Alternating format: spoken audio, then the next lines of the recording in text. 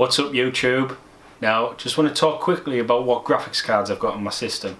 I know some of you looking at the headlines, you already know I've got two GTX980s. I'm running SLI, but I'm going to do a quick video on how they perform in my system. Now the edition that I've got, it is overclocked from Asus. So at the minute I've got the Valley benchmark running and hitting about 1316 megahertz. So I have overclocked them. I was hitting a boost clock of about 1500 megahertz, but to keep temperatures down and things like that, because I've got two, I've decided just to stick with the overclock that Asus have them, plus 2 or 3 frames per second, and I'm not really missing them by leaving it at this. So at the minute, the temperatures, obviously I've got them in SLI, so the top card's running warmer than the bottom one. The top card's around about 70 degrees, 71, and the lower card is about 66 degrees Celsius. So this benchmark, it's running quite lovely. It's average so far 75.5 frames per second at 1440, all maxed out. So it's a pretty decent card. The processor I've got is an Intel i5 4670K. It's overclocked to 4.2 gigahertz. I did have that at 4.4, but when I started doing these videos and using Adobe Premiere and encoder and things like that, I got the blue screen of death. So I am thinking about upgrading my processor sometime this year, whether I just do a quick swap to a Devil's Canyon. I don't know whether go Skylake or even may wait for the Broadwells. As you can see, I haven't scripted this, so I'm just slinging it off. So Valley benchmark's finished. So the score is 3128, and the average frames was 74.8, and the minimum 36.8, with maximum of 140.9. So what I'll do is I'll just close it down quickly, and what I'll do is I'll give you a quick game of a benchmark. We'll have a look at Grand Theft Auto. What I'll do is I'll max it out. Now what I'm using to max out the graphics is GeForce Experience. So we'll have a look at this, we'll launch that. No doubt that will probably take a minute or so to launch. What I'll do is I'll have a quick chat about what's on the box. Basically it's a load of blabble about how the cooler is 30% cooler than standard, 3 times quieter than reference. Also it's Digi Plus VRM, super alloy power, so it's 2.5 times longer lifespan than reference. So then obviously he talks about GPU tweak, which obviously I have an overclocked man. So then it's just the usual, fans don't spin to 60 degrees. Safe to say that they are spinning on man. If you want to know what case I'm using in my fan setup, I am going to be changing it soon. I'm going to be putting 2 fans on the base of the case, 2 fans on the front, and I'm going to be controlling them in a unique way. So look out for that video as and when I can. So here we are on the GTA 5. Where's benchmarks again? There we go. I'll hit tab. Right, so it's at 1440p, so we'll have a look at what the benchmark's like. So I have to say, the strix, the build quality on the strix, I love it. I really do love it. There's a lovely backplate on it. It's a lovely solid feel on the card. I came from 2 GTX980 for the Win editions from EVGA, which were great cards. Now, right, so this benchmark's running. Oh, in 50s, 60s.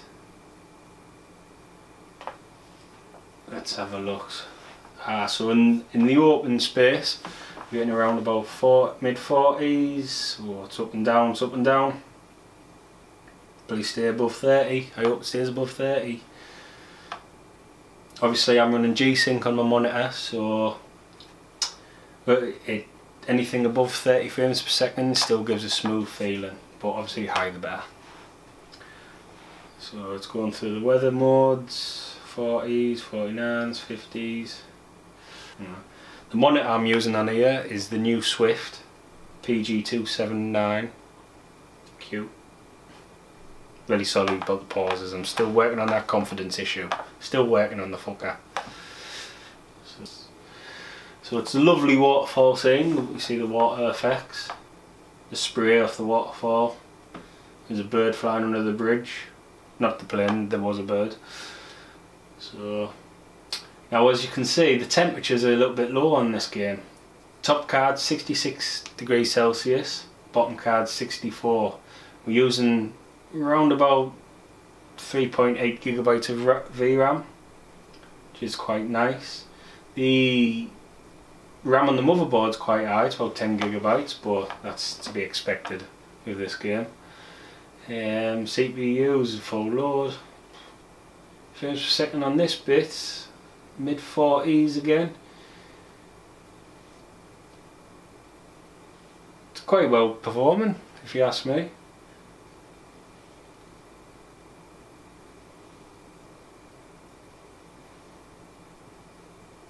There's a couple stuttering there, I see.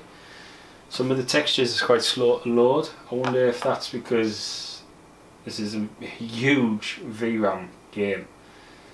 I mean, on the high, like 4K, I know the VRAM goes through the roof, and then you start needing the Titan and things like that, and obviously the higher end AMD cards. So this is almost finished now, so we know it's around about mid 40s. So what I'll do now is I'll try another game.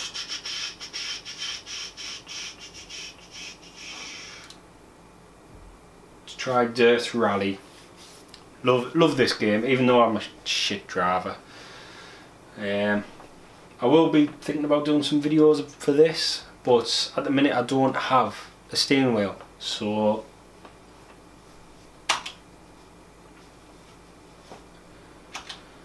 let's see what graphic settings I've got on Dirt Rally. If I remember rightly, it is maximum settings, so I'll just double check. So 1440, 8 times MSAA, refresh rates 165.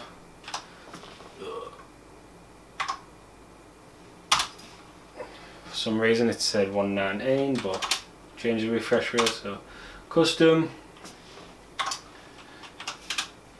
yeah, everything is on ultra, high, ultra, ultra, on, ultra, ultra, ultra, yeah, everything's maxed out.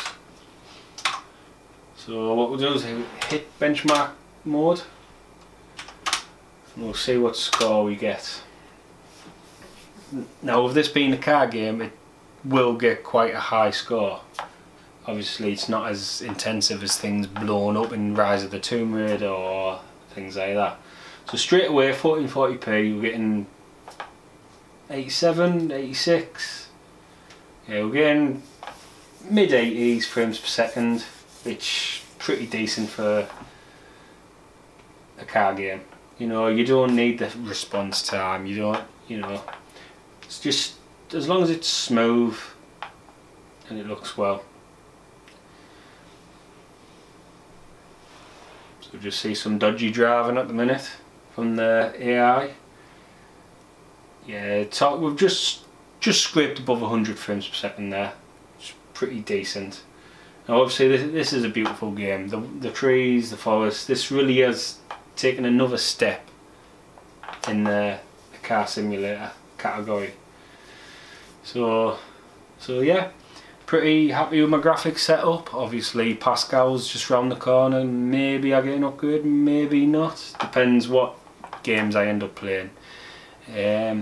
As for other games, frames per second I've seen, Mad Max over 90 average.